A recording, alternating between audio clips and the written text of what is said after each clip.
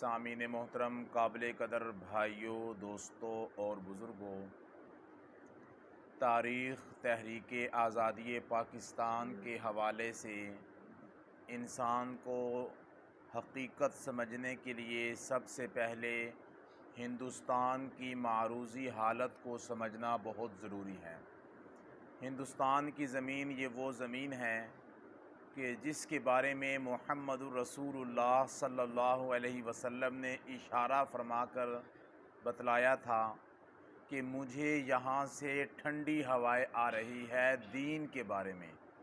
اس طرف اشارہ فرمایا تھا۔ اور اسی حدیث مبارکہ کی ترجمانی کرتے ہوئے علامہ اقبال مرحوم نے کہا تھا، میرے حرم کو آئی جہاں سے ٹھنڈی ہوا،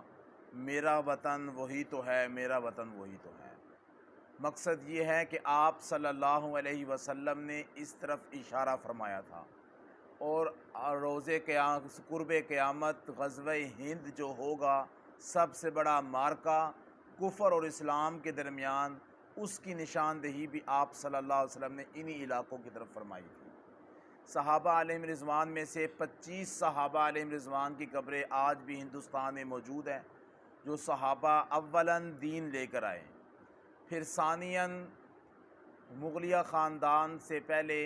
یہاں پر بزرگان دین لے کر آئے۔ انہوں نے آ کر یہاں پر دین کی محنت کی، جنہوں نے خانقاہیں قائم کی۔ معین الدین چشتی اجمیری رحمۃ اللہ علیہ، قطب الدین بختیار کاکی رحمۃ اللہ علیہ، بڑے بڑے بزرگان دین گزرے ہیں کہ جنہوں نے یہاں پر آ کے دین اسلام کی محنت کی، اور ان کی ایک ایک مجلس سے، ایک ایک محفل میں ایک ایک لاکھ بندہ کفر سے توبہ کر کے اسلام لے آتا تھا۔ اتنے بڑے بزرگ گزرے ہیں، اور ہمارے ہندوستان کا جو ماحول ہے یہ بڑا ہی کارساز ماحول تھا، بڑا ہی پرامن ماحول تھا۔ یہاں پر ایک دوسرے کی لوگ بہت زیادہ رعایت کیا کرتے تھے، علماء کا ادب تھا، احترام تھا، اور اسلام کی حقیقی تصویر یہاں پہ نظر آیا کرتی تھی۔ حتیٰ کہ جس وقت انگریز نے سب سے پہلے یہاں کا کچھ معائنہ کرنے کی کوشش کی کہ ہم یہاں پر معائنہ کریں، کیا ہم یہاں پہ آ سکتے ہیں یا نہیں آ سکتے، اس نے آ کے دیکھا، ایک انگریز نے آ کے ایک ہوٹل پہ کوئی چائے وغیرہ، کوئی کھانا وغیرہ کھایا، اور دائیں بائیں دیکھ رہا تھا۔ ابھی دیکھنے کے بعد وہ پیسے ادا کرنے کے لیے اس کے پاس گیا نہیں تھا، تو اس نے کہا کہ جناب آپ کے پیسے پہلے سے ادا کر کے جا چکے ہیں۔ کس نے ادا کر دیے؟ کیونکہ فلاں دو بزرگ بیٹھے ہوئے تھے، نیک انسان، انہوں نے کہا لگتا ہے یہ کوئی مسافر انسان ہے، تو اس لیے مسافروں کی خدمت کرنا ہمارے دین کا حکم ہے، پہلے سے ہی وہ ادا کر کے چلے گی۔ وہ حیران ہو گیا کہ یہ مسلمانوں کے اندر کتنی پیاری تہذیب اور تمدن اور ثقافت پایا جا رہا ہے۔ تھوڑا سا آگے گیا ایک دکان سے کوئی چیز لینے کے لیے، تو اس نے کہا چیز میرے پاس موجود ہے، آپ سامنے والی دکان سے جا کے لے لیں۔ اس نے کہا جب چیز تمہارے پاس موجود ہے تو سامنے والی دکان سے کیوں جا کے لوں؟ کیا وہ سستی مجھے دے گا یا مہنگی دے گا؟ ان کا چیز کی قیمت وہی ہے، کوالٹی وہی ہے، اور چیز کے اندر بالکل کوئی رد و بدل نہیں ہے۔ مسئلہ یہ ہے کہ صبح سے میرے پاس تو گاہک آ رہے ہیں، اور میں اتنی روزی روٹی کما چکا ہوں کہ رات کو اپنے بیوی بچوں کا پیٹ بھر سکتا ہوں، لیکن سامنے دکان والے کے پاس لوگ نہیں آ رہے، مسلمان بھائی ہے، آپ اس سے جا کے چیز لے لیں۔ وہ حیران رہ گیا کہ اتنی بھائی چارہ، اتنا پیار اور محبت اسلام کی جو فضا ہے یہاں پر قائم اور دائم ہے۔ اور صرف یہ عوام کے اندر نہیں تھی، بلکہ ہندوستان کے جو بادشاہ تھے ان کے اندر بھی بڑا دین تھا۔ مغلیہ خاندان کے جتنے بادشاہ گزرے ہیں بڑے دیندار بھی گزرے ہیں۔ قطب الدین بختیار کاکی رحمۃ اللہ علیہ وفات پا گئے، وفات سے پہلے ایک وصیت کر گئے کہ میرا جنازہ وہ پڑھائے گا کہ جس انسان نے پوری زندگی تہجد قضا نہ کی ہو، بالغ ہونے کے بعد تہجد کبھی قضا نہ ہوئی ہو۔ نمبر 2، اس انسان نے بالغ ہونے کے بعد کبھی بھی زندگی میں عصر کی نماز کی سنت قضا نہ کی ہو اس نے،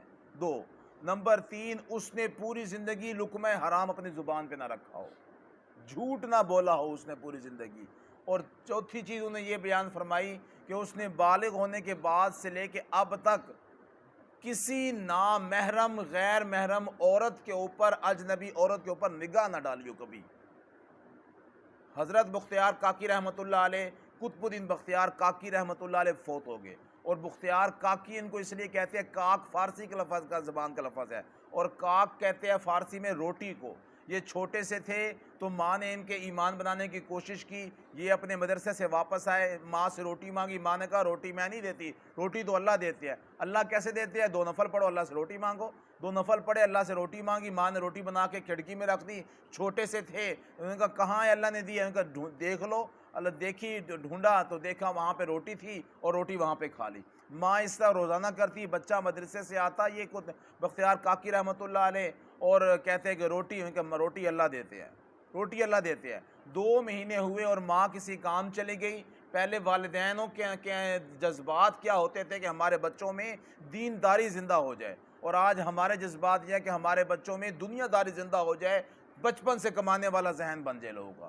تو بہرحال ان کے ہاں دینداری غالب تھی۔ 2 مہینے کے بعد ماں کسی جگہ چلی گئی، جب واپس آنے لگی تو دیر ہو گئی، تو بچے کے ٹائم ہو گیا مدرسے سے۔ تو جب بچے کا ٹائم ہو گیا، گھر آ کے دیکھا تو بچہ ہاتھ دھو رہا تھا روٹی کھا کے۔ ماں نے کہا کہ بیٹا کیا ہو گیا؟ روٹی کھائی؟ اس نے کہا روٹی کھائی۔ کیسے کھائی؟ انہوں نے کہا جیسے روز کھاتا ہوں اس طرح کھائی۔ انہوں نے کہا جیسے روز کھاتا ہوں روٹی تو اسی طرح کھائی، لیکن جیسی آج کھائی ہے ویسی کبھی بھی نہیں کھائی، کہ میں نے نفل پڑھے، اللہ سے مانگے، اور دیکھا کہ روٹی کا دسترخوان لگا ہوا تھا اور میں نے روٹی کھا لی میں نے۔ تو یہ بختیار کاکی جن کا بچپن سے ایمان بنا ہوا تھا، بڑے اچھے اور نیک صالح انسان تھے، اور ان کی محفل کے اندر جو ان سے ہے 1-1 لاکھ بندہ جو ان سے ہے توبہ استغفار کر کے اسلام اور ایمان میں داخل ہو جایا کرتا تھا۔ فوت ہو گئے، شرطیں لگا گئے بھئی میرا جنازہ ہر اہل غرانی مولوی پڑھائے گا، جس کے اندر یہ صلاحیتیں ہو تو وہ پڑھائے۔ صبح سے لے کے شام تک قطب الدین بختیار کاکی کا جنازہ پڑھا رہا ہندوستان کے اندر، اور کوئی جنازہ پڑھانے والا نہیں تھا۔ شام کے وقت ایک شخص جو سے اپنے منہ کے اوپر کپڑا لپیٹ کے، کالا کپڑا لپیٹ کے، اور ایک مجمع سے نکلتا ہوا آیا، اور بختیار کاکی رحمۃ اللہ علیہ کے جنازے کے اوپر پاؤں پکڑ کے رونے لگا۔ انہوں نے کہا شاہ حضرت جی آپ خود تو فوت ہو گئے، لیکن میرا راز فاش کر گیا، میرا راز فاش کر گیا ہے۔ جنازہ پڑھایا، جنازہ پڑھانے کے بعد لوگوں نے دیکھا کہ یہ کون شخص ہے۔ جب اس کے منہ سے کپڑا ہٹایا گیا تو وہ وقت کا بادشاہ، مغلیہ خاندان کا جو وقت کا بادشاہ تھا، سلطان شمس الدین التمش تھا۔ مطلب یہ ہے کہ عوام میں بھی دین بہت زیادہ تھا، اور جو ان سے اس کے علاوہ خواص جو بڑے بادشاہ تھے ان کے اندر بھی دین بڑا زیادہ تھا۔ اور آخرکار اورنگزیب عالمگیر جو ان سے ہے بہت اچھا بادشاہ تھا، جس نے 40 علماء کرام کو اکٹھا کر کے فتاوی عالمگیریہ لکھوائی گئی، اور بہت بڑا دین کے نام کے اوپر متفقہ مسائل کا مجموعہ لکھا گیا۔ اور اورنگزیب عالمگیر کے اور بہت سے واقعات ہیں، مستقل کتابیں ہیں۔ اورنگزیب عالمگیر بادشاہ جو ان سے ہے، جس وقت یہ فوت ہوا اس کے بعد سے مسلمانوں کی حالت کچھ کمزور ہونے لگی، اور مسلمانوں کے 3 طرح کے دشمن سامنے آئے۔ ایک ذات تھی مرہٹے سامنے آئے، اور یہ اسلام کے بڑے دشمن تھے۔ اسلامی جو سی ریاست کو تسلیم نہیں کرتے تھے، لیکن بادشاہ تھے اسلام مسلمان تو ان کے نیچے رہتے۔ لیکن اورنگزیب عالمگیر بادشاہ فوت ہو گیا تو مرہٹے سامنے آئے، ایک دشمن۔ دوسرا دشمن جو سامنے آیا وہ تھے سکھ، اور تیسرا دشمن جو سامنے آیا وہ تھے انگریز۔ 3 طرح کے دشمن اہل اسلام، اہل ایمان کے سامنے آئے۔ انگریز کس طرح آیا؟ 1601 کے اندر انگریز نے ایسٹ انڈیا کمپنی ایک تجارتی غرض سے اس دھرتی پاک کے اندر، دھرتی ہندوستان کے اندر پہلی دفعہ قدم رکھے ایسٹ انڈیا کمپنی کے نام سے، اور یہ آیا اور اس نے دائیں بائیں آگے پیچھے تجارت کے کام کیے، اور تجارتی کام کرتے کرتے جگہ جگہ پہ زمینیں خریدی، مربوں کے مربے اس نے خریدنے لگائے۔ یہ انگریز ہے جو 1601 میں یہاں پر آیا، 100 سال لگے کہ یہ ہندوستان کی پوری تجارت پر، معیشت پر قابض ہو گیا،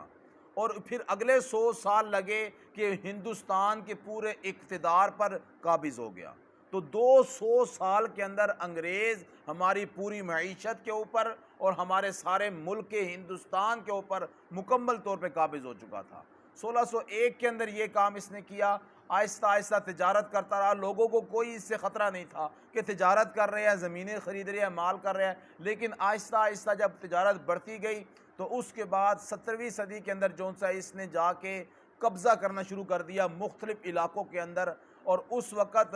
ایک شاہ عبد الرحیم رحمہ اللہ تعالیٰ تھے، مدرسہ رحیمیہ کے بانی، ان کے ہاں ایک بیٹے پیدا ہوئے، ان کا نام تھا شاہ ولی اللہ محدث دہلوی رحمۃ اللہ علیہ۔ 1702 کے اندر یہ پیدا ہوئے۔ 1702 میں شاہ ولی اللہ محدث دہلوی پیدا ہوئے، اور پھر ان شاہ ولی اللہ محدث دہلوی رحمۃ اللہ علیہ کے بیٹے پیدا ہوئے سب سے پہلے 1724 یا 25 میں شاہ عبدالعزیز محدث دہلوی رحمۃ اللہ علیہ۔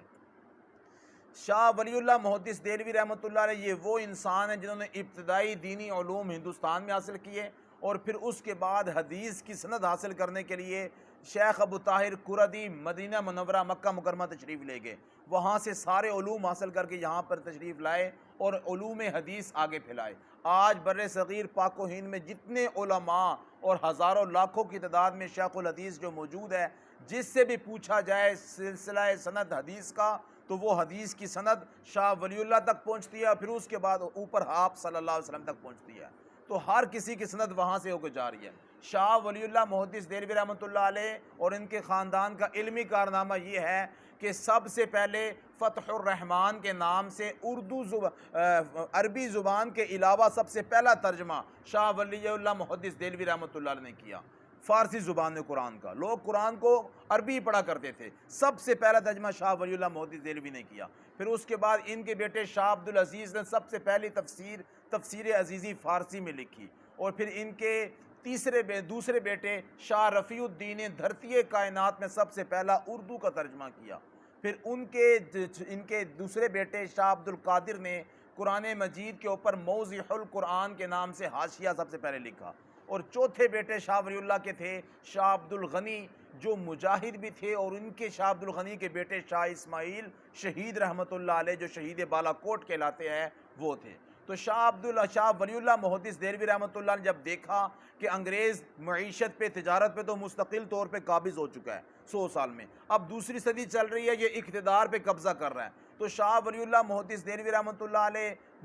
مدرسے کے مدرس تھے، اور ہزاروں لاکھوں کی تعداد میں ان کے شاگرد تھے ان کے، تو انہوں نے چاروں طرف نگاہ دوڑائی کہ اب ہمارا یہاں پہ ہندوستان جو اہل اسلام کی سلطنت تھی، یہاں کو بہت بڑا خطرہ ہے، انگریز سامراج آ چکا ہے اور وائسرائے برطانیہ یہاں پہ حلہ بول چکا ہے۔ تو سب سے پہلے جو ان سے ہے، انہوں نے دیکھا کہ ہمارے 3 دشمن ہیں اور تینوں دشمنوں کا ہم نے مقابلہ کرنا ہے، تو سب سے پہلے شاہ ولی اللہ محدث دہلوی رحمۃ اللہ علیہ نے خط لکھا افغانستان کے بادشاہ کو، احمد شاہ ابدالی کو، اس کو خط لکھا کہ آپ یہاں پر آئے اور یہاں پہ آ کے مرہٹوں کے خلاف جو سے آپ جنگ کریں، ان کے خلاف، یہ ہمارے اسلام کے دشمن ہیں اور بڑی سلطنت کو نقصان پہنچا رہے ہیں۔ شاہ احمد شاہ ابدالی جس وقت آیا ہے افغانستان سے، اور بہت سے قبائل بھی ساتھ لے کر آیا، بادشاہ اور فوجیں لے کر آیا، اس نے بڑی مختلف مقامات پہ جنگیں کری، آخر کار 1761 14 جنوری کو پانی پت کے میدان میں مرہٹوں کے خلاف ایک مارکہ خیز جنگ ہوئی، اور احمد شاہ ابدالی نے ان کو شکست فاش دے دی۔ ان کو ایک دشمن ہمارا اسلام کا مٹ گیا، ایک دشمن، اور دوسرا دشمن ہمارا تھا انگریز، اور تیسرا دشمن تھا سکھ، ان دونوں کے خلاف بھی کام کرنا تھا۔ تو شاہ ولی اللہ محدث دہلوی جو مدرسے کا مدرس تھا، مولوی تھا، انہوں نے سب سے پہلے نواب آف بنگلہ دیش نواب سراج الدولہ کو خط لکھا، اور انہوں نے کہا کہ آپ یہاں پر آئیں اور یہاں پر آ کے انگریز کا مقابلہ کریں، انگریز جو سی ہمارے اس خطہ ہندوستان کے اوپر قابض ہو رہا ہے۔ تو سراج الدولہ کو خط لکھا، سراج الدولہ بنگلہ دیش سے اپنی تمام فوجیں لے کے شاہ ولی اللہ محدث دہلوی رحمۃ اللہ علیہ کے خط کے جواب میں وہاں پہ پہنچے، اور وہاں پر آ کے انہوں نے جہاد کیا۔ سب سے پہلی باضابطہ اہل اسلام کی جو انگریز سے جنگ ہوئی ہے وہ 1757 کے اندر ہوئی ہے، جسے جنگ پلاسی کے نام سے تاریخ میں یاد کیا جاتا ہے۔ 1757 کے اندر پہلی جنگ نواب سراج الدولہ کی اور تمام اہل اسلام کی انگریز کے ساتھ ہوئی، لیکن اللہ تبارک و تعالیٰ کے کرنا یہ تھا کہ وہاں پر ایک غدار مل گیا انگریز کو، اس غدار کا نام تھا میر جعفر۔ اس غدار کا نام کیا تھا؟ میر جعفر تھا۔ اس نے ساری کیے کرائے کے اوپر پانی پھیر دیا، اور انگریز سے مال پیسہ اور تجارت اور زمینیں لے کر سارے اہل اسلام کو جو سے غلط راستے پہ لگا دیا۔ آخر کار نواب آف بنگلہ دیش سراج الدولہ یہ شہید ہو گئی ہے۔ پھر اس کے بعد پھر دوبارہ سے آگے کام چلتا رہا۔ 1762 کے اندر شاہ ولی اللہ محدث دہلوی 60 سال کی عمر میں وفات پا گئے۔ ان کے بیٹے شاہ عبدالعزیز محدث دہلوی رحمۃ اللہ علیہ جو ان سے مسند اقتدار پر آئے، ان کے جانشین بنے، محدث بنے ان کی جگہ پر، اور شاہ عبدالعزیز محدث دہلوی رحمۃ اللہ علیہ نے اپنے والد کا کردار ادا کرتے ہوئے، انگریز کے خلاف بغاوت کرتے ہوئے اسی طرح کام آگے چلایا۔ آخر کار شاہ عبدالعزیز نے ایک فتویٰ دیا کہ ہندوستان اب دارالامن نہیں دارالحرب بن چکا ہے، یہاں پہ جنگ کرنا لازم ہے۔ پہلے لوگ علماء کے فتوے کی بڑی قدر کیا کرتے تھے، جب فتویٰ شاہ عبدالعزیز کا آیا سارے ہندوستان کے اندر عوام کھڑی ہوگی کہ یہ دارالحرب ہے، دارالامن نہیں ہے، سب جہاد کے لیے تیار ہو گئے اور ایک دوسری جنگ کے لیے۔ اور شاہ عبدالعزیز رحمۃ اللہ علیہ، جس طرح شاہ ولی اللہ نے خط لکھا تھا، میسور کے بادشاہ سلطان فتح علی خان، سلطان ٹیپو کے نام سے جس کو یاد کیا جاتا ہے، ان کو خط لکھا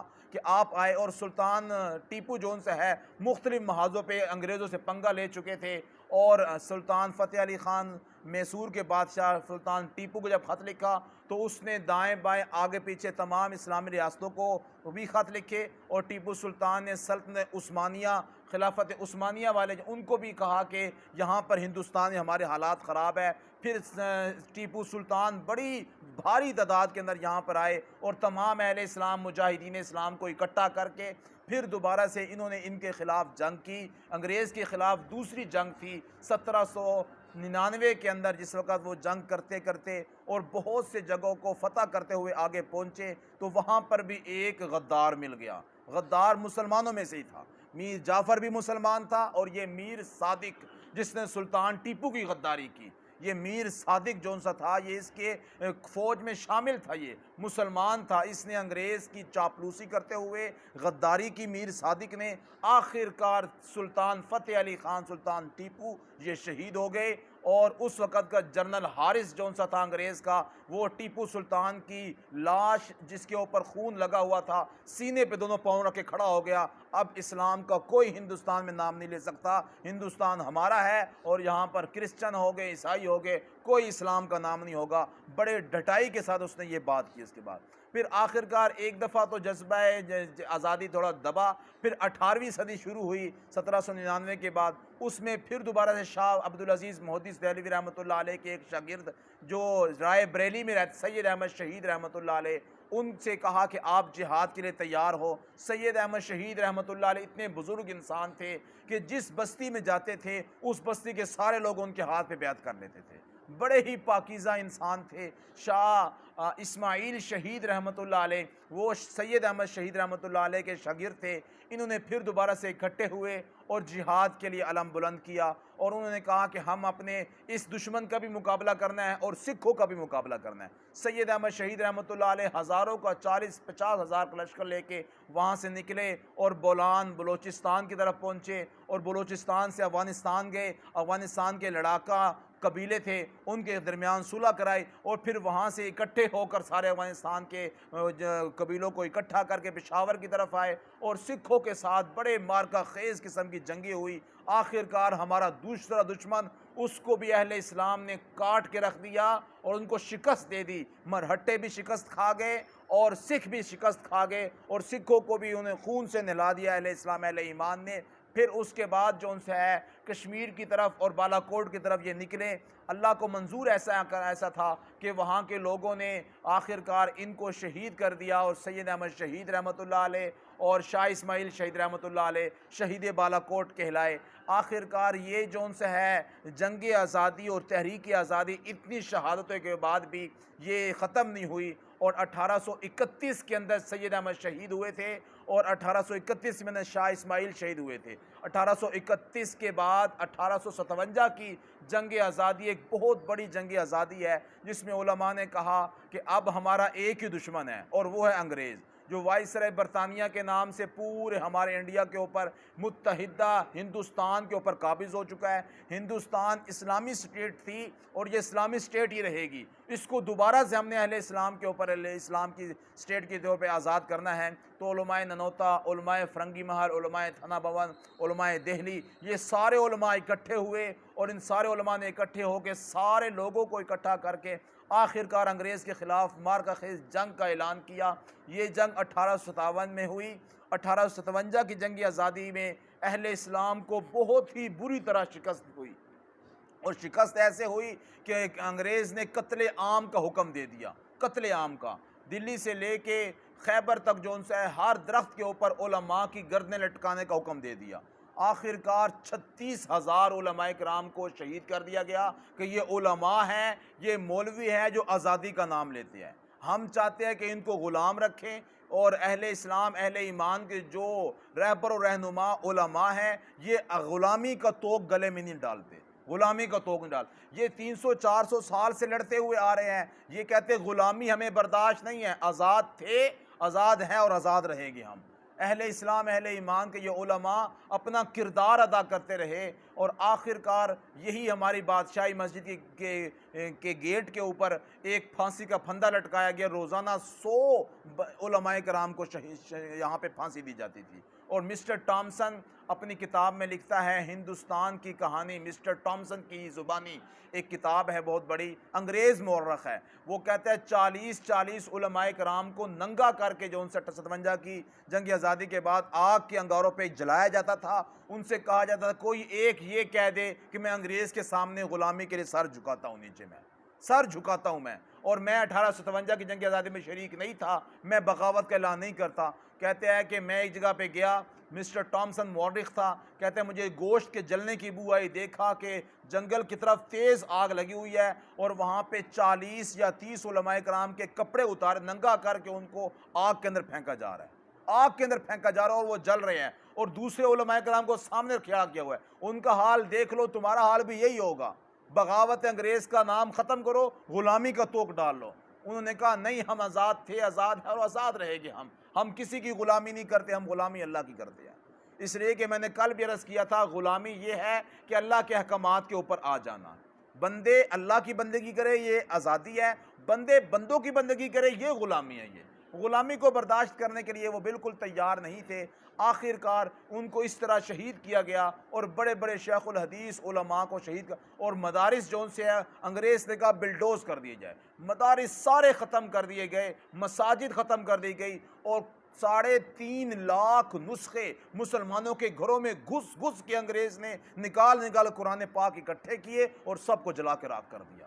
کیونکہ انگریز کے وائسرائے برطانیہ نے کہا تھا 2 چیزیں ختم کرنی ہیں، ایک مولوی ختم کرنا ہے، اور نمبر 2 قرآن ختم کرنا ہے، تمہارا مشن کامیاب، اسلام ختم کرنے میں کامیاب ہو جاؤ گے۔ بالآخر انہوں نے بہت کوشش کی اس کے بارے میں۔ 1867 کے اندر اللہ تبارک و تعالیٰ نے کے فضل و کرم سے مولانا قاسم نانوتوی رحمۃ اللہ علیہ نے جو ان سے ایک مدرسے کی بنیاد رکھی، جسے دارالعلوم دیوبند کہا جاتا ہے۔ دارالعلوم دیوبند میں پڑھنے والے پہلے شاگرد کا نام شیخ الہند محمود حسن رحمۃ اللہ علیہ۔ عالم بننے کے بعد انہوں نے سیاسی میدان میں قدم رکھا، شاملی کے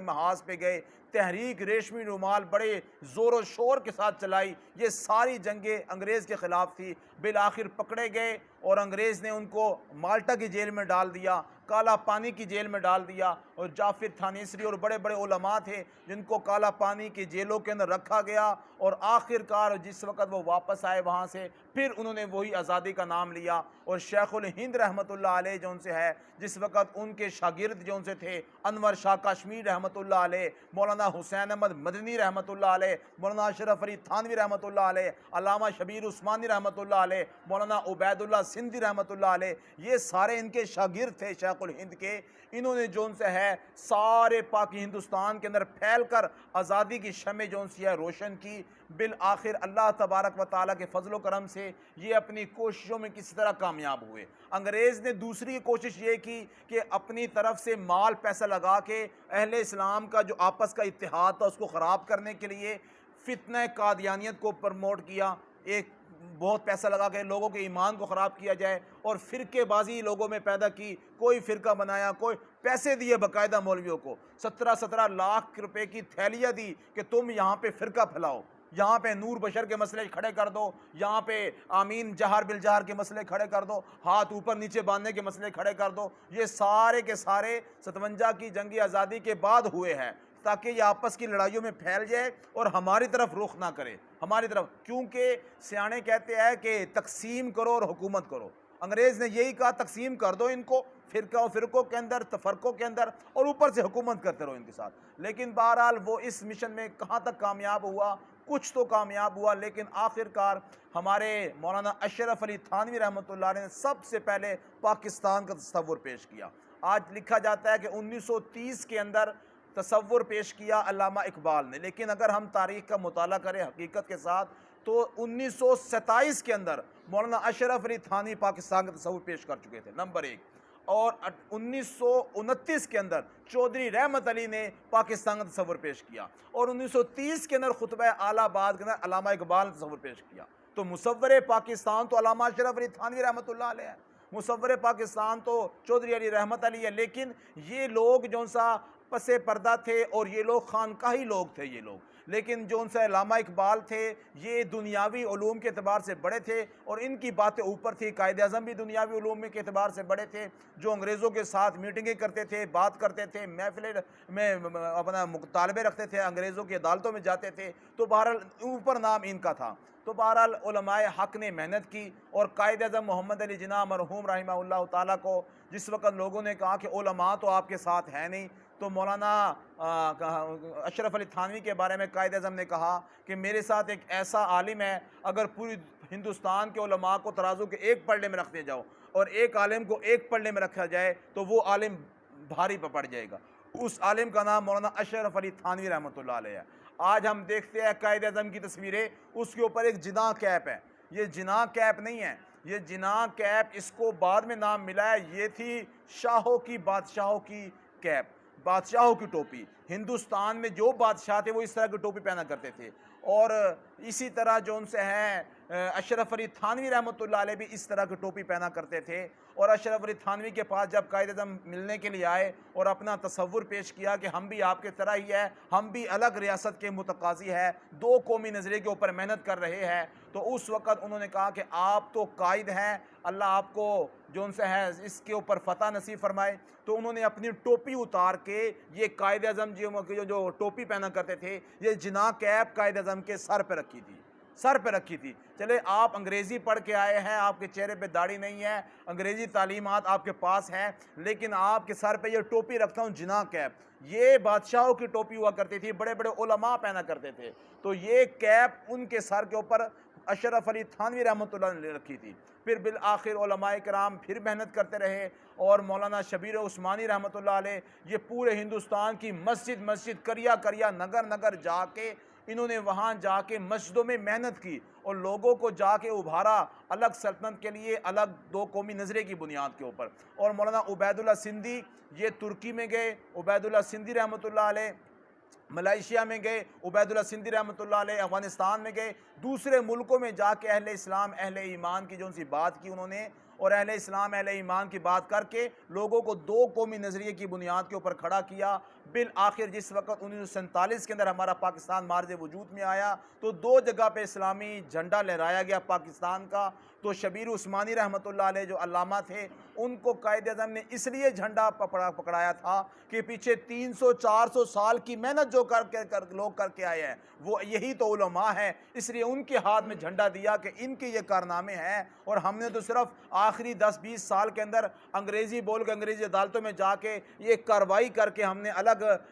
جو ان سے اس کا تصور پیش کیا۔ اس لیے پہلا جھنڈا شبیر عثمانی رحمۃ اللہ علیہ نے یہاں لہرایا، اور دوسری طرف جو ان سے مشرقی پاکستان کی طرف جو ان سے ہے وہ بنگلہ دیش کے اندر جو جھنڈا لہرایا گیا تھا وہ مولانا ظفر احمد عثمانی رحمۃ اللہ علیہ نے، تو دونوں علماء کے ہاتھ سے یہ جھنڈے لہرائے گئے۔ اور اہل اسلام اہل ایمان کے بات کرتے ہوئے علامہ قائد اعظم نے کہا تھا کہ ہمارا قانون سارے کا سارا اسلام اور قرآن اور حدیث کے مطابق ہوگا۔ یہ ان علماء کی محنتیں تھیں، ان کی قربانیاں تھیں ان کی، لیکن افسوس یہ ہے کہ آج اوپر بنی ہوئی عمارت کو تو یاد رکھا جاتا ہے، جن بنیادوں کے جن نے محنت کی تھی، کوشش کی تھی، اور ہزاروں لاکھوں کی تعداد میں علماء جو کٹ گئے تھے، شہید ہو گئے تھے، آج ان کو یاد بھی نہیں کیا جاتا، اور ان کے لیے ایصال ثواب کے لیے ہم دعا تک کرنے کے لیے تیار نہیں ہیں کہ جو 300-400 سال سے آزادی کا نعرہ لگا رہے تھے اور غلامی کو قبول کرنے کے لیے تیار نہیں تھے۔ یہ ہماری تاریخ ہے اہل اسلام اہل ایمان کی، اور آج دنیا کے لوگ پھر بھی جو ان سے پاکستان کو سیکولر سٹیٹ اور لبرلزم سٹیٹ کہلانے کے حقدار کہلاتے ہیں کہ یہ سیکولر سٹیٹ ہے، یاد رکھیے یہ سیکولر سٹیٹ نہیں ہے، یہ نظریہ اسلام کی بنیاد پہ بنی ہے۔ یہ پہلی ریاست ہے جو اسلام کی بنیاد پہ بنی ہے اور اس نے اسلام ہی کی بنیاد پہ رہنا ہے۔ اور آپ صلی اللہ علیہ وسلم نے جو پیشن گوئیاں دی تھی، یہودیوں نے